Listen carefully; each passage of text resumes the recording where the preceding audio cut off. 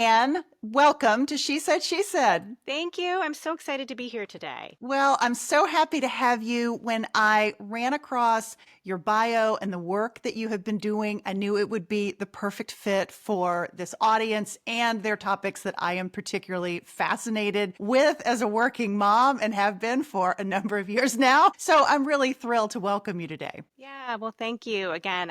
It's stuff I love talking about as well, and I'm really honored to be a guest with here. Well, good, good, good. So let's jump in. I want to kick us off with this topic that really just jumped out and grabbed me, got my attention.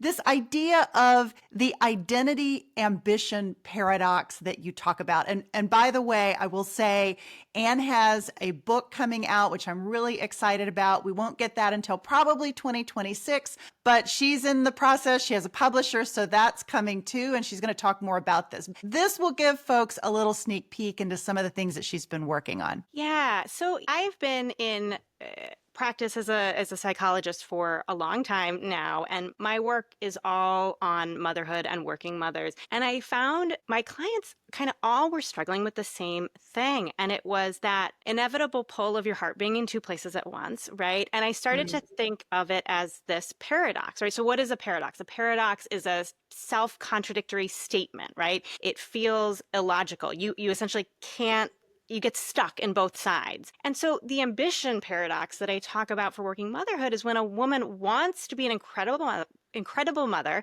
and wants to achieve big professional goals and feels like it is impossible to do both, right? It's that feeling of Right. being really trapped or stuck between like a rock and a hard place, and you just feel like the whole thing is a futile effort, right?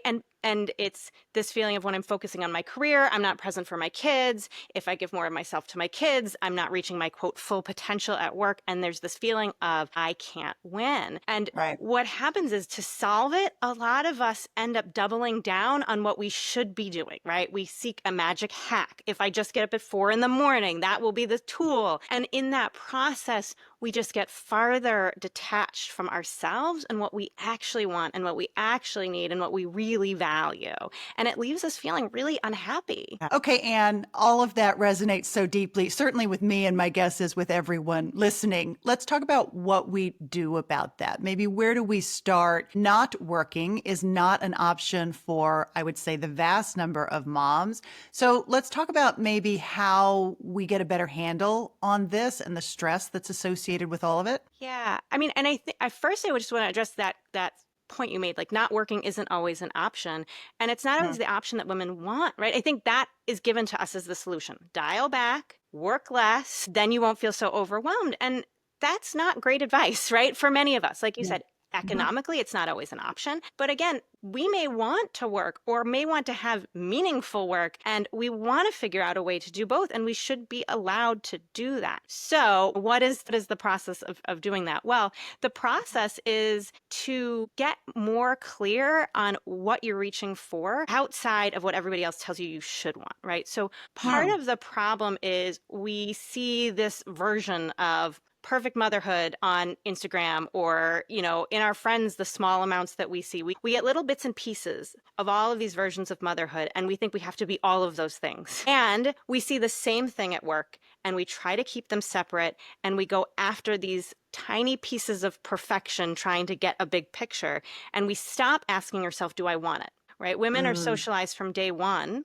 to enter this world and stop asking, what do I want, right? We're told to be small. We're told to take up less space. We're told to serve other people. Like we're kind of part of the water we swim in as women is being told to be people pleasers and to take care of everybody else's first needs first. Layer on that motherhood, which has that same martyr messaging, and we just don't even know what we want. So we have to start by labeling all that other stuff as external and tuning into what do you want? What's going to make you happy or you fulfilled? And maybe there are bits and pieces of the stuff you've been going after that are kind of resonate with you, but a lot of it probably doesn't, right? A lot of it is stuff you've just been chasing because someone else told you should, or that's what a good mom does, or that's what a top tier leader does. And once we can start getting in tune with our values, feeling aligned with what we want and what we need, then you get this positive feedback loop, right? Where you start feeling better, you start putting your time and energy into the things that actually serve you,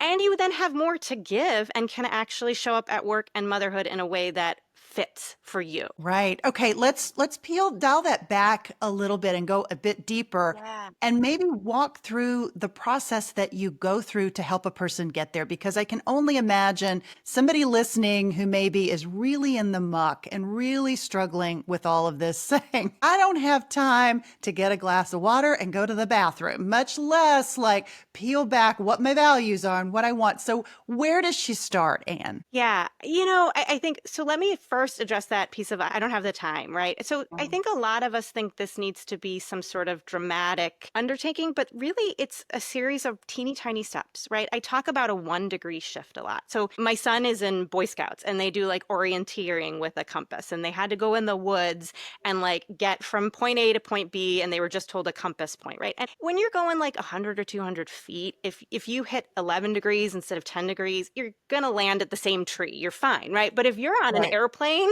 right, going across the world, Right. that 1 degree shift makes a huge difference, right? There is compounding distance as you go Sure. further and further and further away.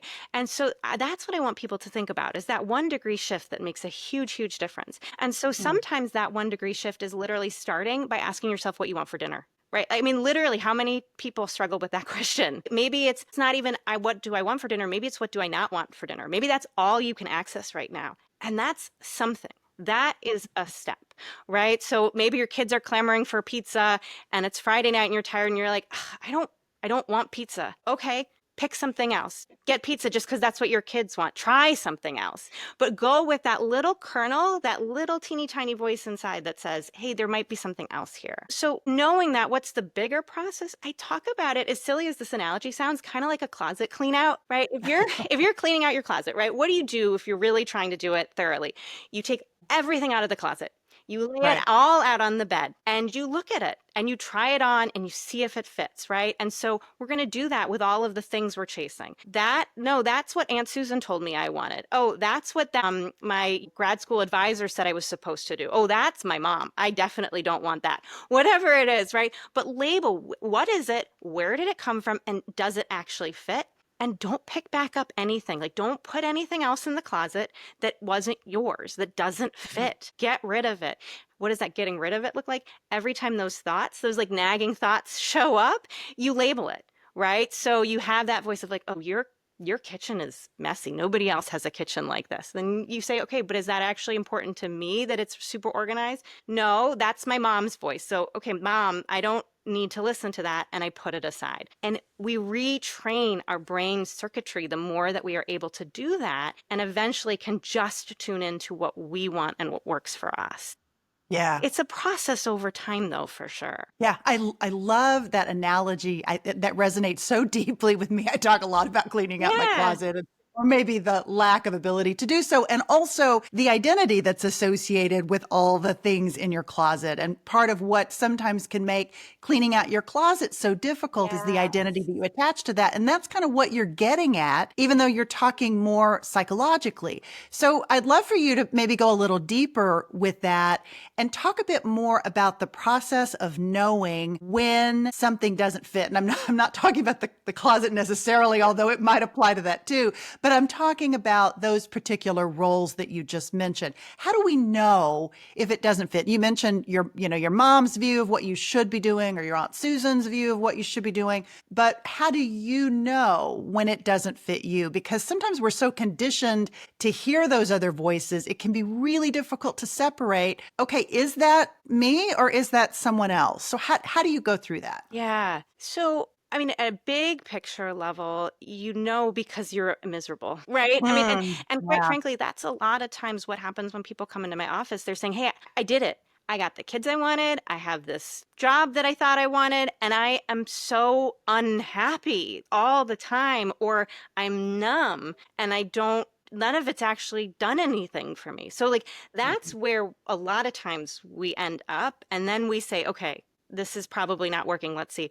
But usually predating that, there were signs of it feeling uncomfortable. And I think the clothes continue to be a really good analogy. Like I am, let's say I'm a jeans and t-shirts kind of gal, right? Like that's my, maybe a sweater because I live in New England, but like comfortable basics, right? And Right. if I were to go out into my life and wear like a gala gown, I would feel uncomfortable all day long. It might even fit me, but I'd be like tugging at it and pulling at it. I wouldn't feel good. And that's the same kind of data that we've kind of numbed ourselves to in terms of these identity pieces. Mhm. So checking in, like, how does this feel in my body? How do I feel signing on my computer for this work assignment? Do I enjoy it? Am I is there part of it that's interesting, part of it that's not, right? The answer could be multiple things. The other thing that I think is really hard here that people can tune into is that what we want can change. And that's not a Oh, bad thing, right? Like, again, with the yeah. closet, the things I wore in my 20s, maybe not what I want to wear in my 40s. And that's fine, right? That's a totally normal, expected development. Guess what? That happens with pieces of our identity too, right? Like what I wanted for my career in my 20s is not what I have now.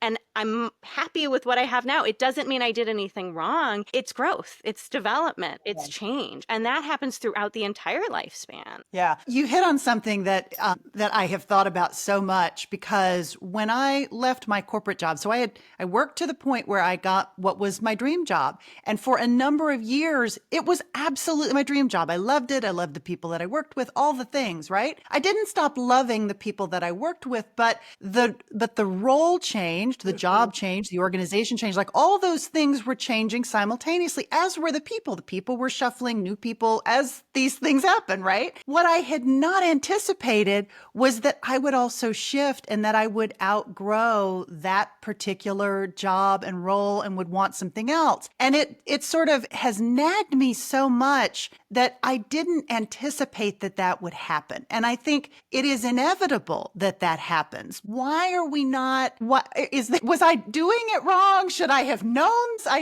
I'm sort of baffled by why I was surprised by that. Does that make sense? No, It's a weird totally. And I question. think that's a great question. And part of it is how I think we historically have talked about career in Yeah. particular, right? So historically, you get a job, you have that job, you retire from that job, end of story, right? And Yeah. we thought, even from a psychological point of view, until maybe the last 20 years, we thought of kind of development happens through adolescence, which ends in your teenage years.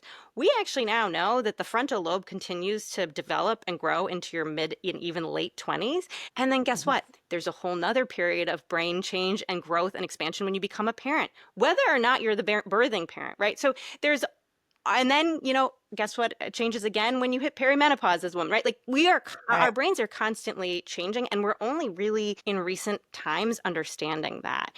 And anytime we have brain changes or go through a transition, our values and our needs might shift, and our career can and should reflect that. But Yeah. I don't think that's the story we had for the vast majority of kind of human existence.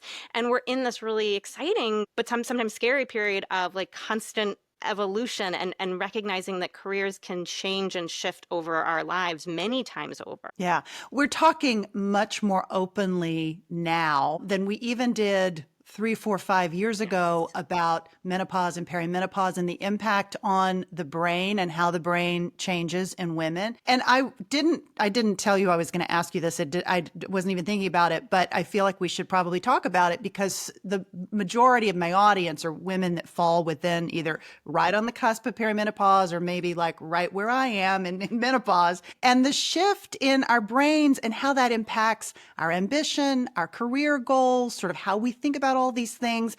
Can you give us some perspective on what you're seeing and maybe advice that you're giving to patients as they enter into this particular phase in life? Yeah. I mean, well, first of all, probably far more women are in perimenopause than they even realize, right? Like, That's right. if you are in your late 30s, chances are you are actually entering into some type of perimenopause period, right? And then that extends all the way through. And, so there's like almost a 20-year period if you kind of lump women as a whole in women's lives when they are potentially in this space. And there are massive hormonal shifts. And we recognize that in teenagers. So I have teenagers in my house, right? And their hormones are all over the map. And it can be a little bit of a wild ride. Guess what? I'm going through the same thing, right? Of up and down, because what happens is it's not this slow and steady decline. It is the same as the teenage years of up and down and all over the place as your body adjusts to a different reality. One funny, I guess, example of that in terms of the hormonal place is that you have less estrogen. You actually have less of oxytocin sometimes too, which is that bonding hormone. And I have been reading some interesting stuff around how that impacts women in terms of that people pleasing element and Interesting. like the desire for connection, right? That you get into these later perimenopause and the menopause years and you start to say, I'm good. Like, I'm going to do my own thing. And I think Yeah. historically we've talked about the 40s as being the years where you're like, screw it, I don't care anymore. But I think that's right now we have maybe some hormonal understanding of why some of us start accessing that later in our lives. Oh my gosh, that's so incredibly fascinating. I never even thought about that, but that is a really fascinating example. You mentioned the fact that you are in a house full of teenagers. Now, you're the mom of four, Yes. I believe. Yeah. And are those boys, girls? What's the breakdown? Both. I have a 9-year-old daughter and then sons that are 11, 13, and 15. So we Amazing. are in a different, I mean, I still have visceral memories of what they were like, of the toddler years when I joke that I lived in a preschool for a long time. And that's very, very like close to my heart. And now we're in a different period. But I think the thing about parenting is they always need you. It looks different. It's not as physically challenging in those tween and teen years, but it's still the emotional and cognitive load of it doesn't go away. That's all still very much there. Yeah, maybe Anne, talk a bit about. I can only imagine how challenging it was to be doing what you were doing with four, basically. Your children were toddlers as you were sort of coming up in the workforce. So maybe talk a little bit about how you encountered that, maybe how that changed and shifted your work and your focus. Yeah, I mean, that's a great question. And I should say, now I work full time, but I did not when they were little. So I started out working full time and I, like you, had my dream job. I was at Harvard. I was a psychologist working there. That's what I kind of had been aiming for and felt really lucky to have that position. And I had my second kid and I just kind of hit a wall. And it wasn't that I couldn't do it, right? I think that's the narrative we have that moms Right. can't do it. I could. I didn't like who I was in doing it. And I didn't like how I was showing up for my kids and my patients, right?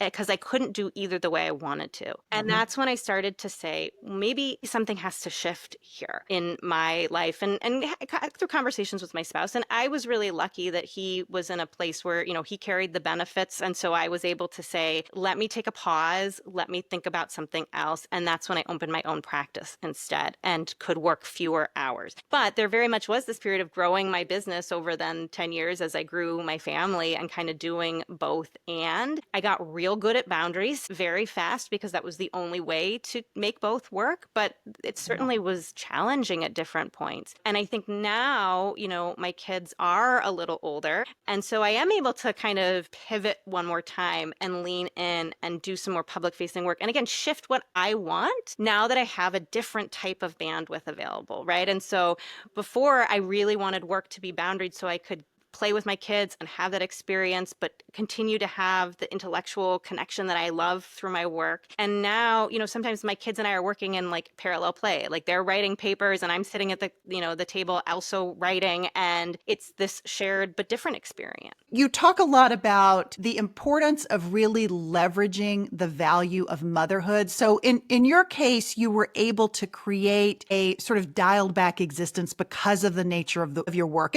But how far in advance did you kind of lay the groundwork and plan, okay, here's what my career is going to look like for the next 5 years, 10 years, 20 years? The answer is I did not plan for it at all. I Okay. was going to work full time. So my mom was a doctor and she Uh-huh. worked full time and had 4 kids. And I thought, that's what I'm going to do. That doesn't look so hard. She's got it.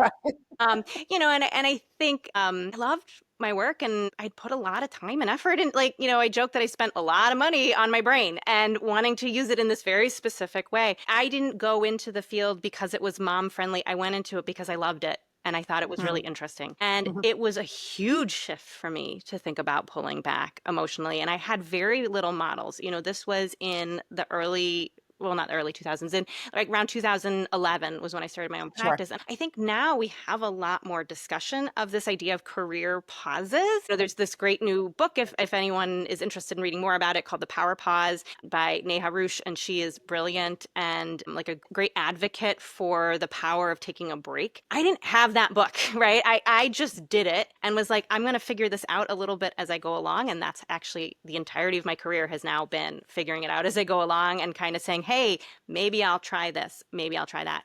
But I will say I did try to stay in the workforce in that more traditional setting. And I Mhm. asked to go part-time. I went to my supervisor and I said, I would really like, I'd prefer to go part-time. I'd do 80 hours. I could do a job share. Here's another clinician who's also having a baby, would love to do a job share. Here's how it would work. Like, came up with all of these solutions. And the response was essentially, there are 500 other people who are waiting for your job.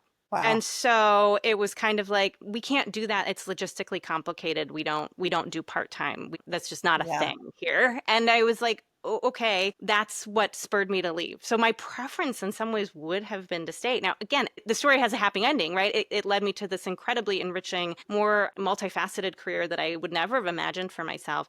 But that Mhm. wasn't what I wanted at the time. And who knows how that would have played out in a different direction. But yeah, definitely not planned and not sought after either. Yeah. Yeah. Okay. So incredibly fascinating. So I want to pivot and talk a bit about another dimension for the woman who's listening, mother who's listening, who decides to completely separate, maybe from the workforce, take a pause, take a separation. How can she leverage the experiences that she's having that most likely are different than the ones that she was having when she was working, so that if and when she decides to go back to the workforce, which a lot of people decide to do after taking a 5 or even 10-year break to raise their kids, how can they leverage and actually be maybe more proactive about thinking about how can I take the skills that I am gaining as a mom and as a caretaker and really leverage those differently? Yeah. So I think that's the story we have out there, is that motherhood is this like break somehow, like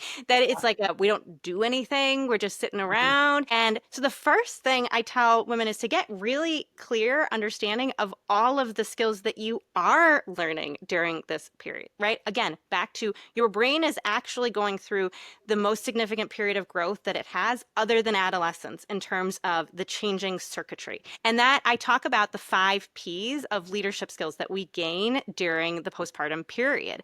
And one of those is people skills, right? So empathy, being able to read emotions, right? Emotional IQ expansion, Right. right? These are Right. things that Right. we really seek out in leadership and are hard to teach. And you are Yeah. just growing in them by nature of parenting small humans, right? Another one is processing skills, things like decisiveness, prioritization, right? You become a parent and you start drinking through the fire hose in terms of learning new skills, and you've got to Right. process a lot of information and act on it very quickly. Guess what? That's also what leadership has to do. Productivity is another set of skills that you gain. So, there's that old adage, like if you want something done, give it to a working mother, because you have no spare time. You have to just get stuff done, and you can be ruthless in your prioritization because of that. Again, huge leadership skill. Perspective taking and planning, right? As a parent, you're constantly trying to multitask and hold both the big picture developmentally for your kids and what they need, and also all of the small steps to get there, right? Like if anyone's Uh-huh. taking their kid to the beach, your big picture is, I want to take my kids to the beach and have a fun day. The little stuff is, do I have the sunscreen, the snacks? When's nap time? What's the weather? How are we going to get there? How am I going to carry all the crap to the beach? And, oh, right, I Exactly. have to make sure my children don't drown or eat too much sand while we're there, right? Right. And then the last one is playfulness. And that's the one that people don't talk a lot about. But I did some research on playfulness back in my grad school day, and I find it fascinating. It's this unkind of sung hero of strategic thinking, of creativity, problem solving. So again, all of these skills are things that you are growing in leaps and bounds without even trying. And they're all transferable skills to the workplace. So once Yeah. you get clear on that, there can be some more confidence in how you Mhm. show up in interviews. And then beyond that, right? Network, right? Mm. Mothers are good at connecting overall. And one of the things that I think is lovely about motherhood is the way that it does give us these shared community spaces at times. And there's no reason you can't start to use that as a way to find your way back to the workforce and connect with other people. There's also now a lot of job boards that are focused on mothers, right? Mom Up is one, and there's also 5 Hour Workday. I think that one's based Mhm. in the UK, but there's a couple out there, and they're basically organizations that are really focused on getting moms hired, right? I So love that. that there's kind of, whether it's a returnship program or just companies that say like, hey, we get it. We see all of those skills you built and we want you to come work for us. So there's a lot more resources these days out there than there used to be around returning to work too. It's not Yeah. easy, but it's possible. Yeah, absolutely. I would love it. Do you have any kind of a maybe advice for how to capture or how to track those motherhood skills that you're going to leverage back into the workforce? Is it, I mean, my guess is it could be something as simple as making a list. I often talk about in my podcast the importance of having a skills checklist, Yeah. something that you can remind yourself of all the things that you know how to do as a confidence boost. Go back and read that can make you feel really good about everything that you're learning and how you're growing. Is that kind of the process that you would use, or is there some other maybe tool that you recommend for somebody to kind of help create awareness, first of all, and then keep track of those skills that she's growing? Yeah, I mean, I think my answer to almost all things is whatever works for you, right? The Mm, thing that's going to work the best is the thing that you can be consistent with and engage with. So if you are someone that wants to write a resume blurb on your motherhood years and that resonates, do that. If you're someone that wants to have a notes app on your phone and you can just come up with little examples while you're on the go, do that, right? Do the thing that fits for you. But if you're struggling to come up with that list, a couple things. One is ask your friends, right? What would you say that I am doing? Get them to brainstorm with you. Sometimes mhm. we get, or describe them, right? But to use a peer where we get out of our own way a little bit, right? That self critic shows up loudly sometimes when we're trying to boost ourselves. And so, a way to work around that is to somehow engage with someone else, either mentally engaging with them or actually asking them to help you do that. The other thing I would say is, and again, in that category of connection, is like if you are on a pause, keep a toe in the door. Not even a whole Mm. foot, right? But like a toe. And I don't mean that you have to keep working, but keep in touch with your network really loosely. Stay on LinkedIn if that's how, right? Like whatever it is you want to do, shoot them an email, have coffee if you can. Get a Zoom chat in, send them an article. If you can just even keep those really loose connections, then you have them already built. And if you didn't do that, start small. Take teeny tiny steps to rebuild those connections and see what's out there. I love that. I absolutely love that. It's interesting as you were just describing getting the feedback. I wrote a blog post a couple of weeks ago about using AI to boost your confidence and doing just what you're talking about. Yeah. Like you can, so of course, ask your network, but you can also feed into AI all the things that you're doing, maybe a copy of your resume and some background and say, okay, give me an analysis of my skills. What is it that I'm really good at? And see what it spits back out at you.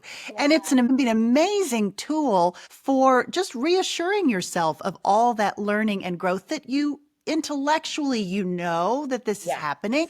At the same time, as you said, you can get kind of caught in the muck and the voice in your head and all the things. So that can be sort of an interesting way of, or at least another tool potentially that you could use for that. Yeah, I love that, right? I think anytime we can get a little bit more objective. And Mm, obviously AI is a tool where what we put in is what we get out, but again, it kind of short circuits that self-critic a little bit so that it can't get in the way. And then you can take in what you're able to take in as in return. Yeah, I absolutely love that.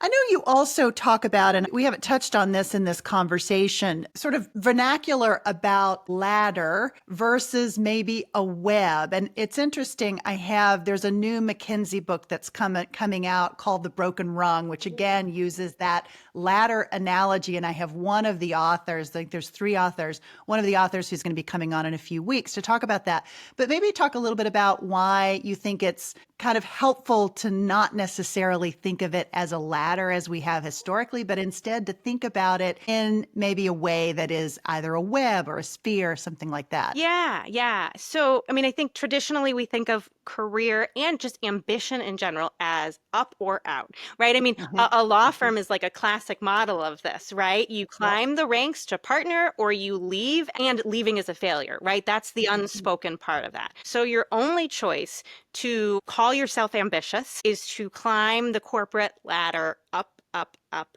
up. And I don't think that's how ambition works, right? I think ambition is, like you said, a web or a sphere. Pick the analogy that resonates more for you.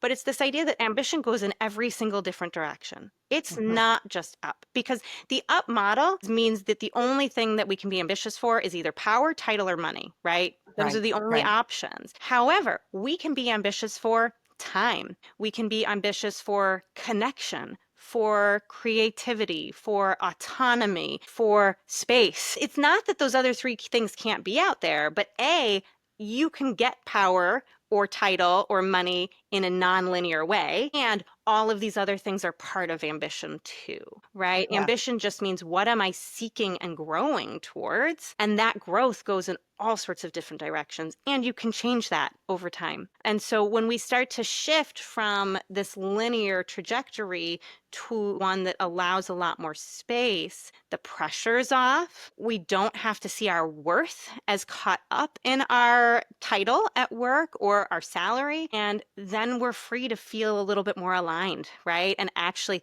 go back to that question we started with of like, what do I actually want? And that is absolutely brilliant. I guarantee you there are lots of people listening to this who will not have thought about ambition in that really broad way that you just described. I absolutely love it. I am so excited for your book. I hope you will come back. Thank Once it you. is published in a couple of years, we would be happy to have you back. In the meantime, would you mind telling folks where they can find you? Yeah, I would love to. So, first of all, I hang out on LinkedIn all the time, Dr. Ann Welsh at LinkedIn, and you can message me there or read what I'm posting. I talk about the book process and working motherhood a lot. They can also find me on my website, which is just drannwelsh.com, and you can learn more about my coaching for working mothers, my executive coaching for women, and my corporate consulting work as well. That. Anne, thank you so much. It was great to meet you. I'm so happy that you were here. Wishing you all the best with the book. Thank you so much. This was so fun. Good. Thanks.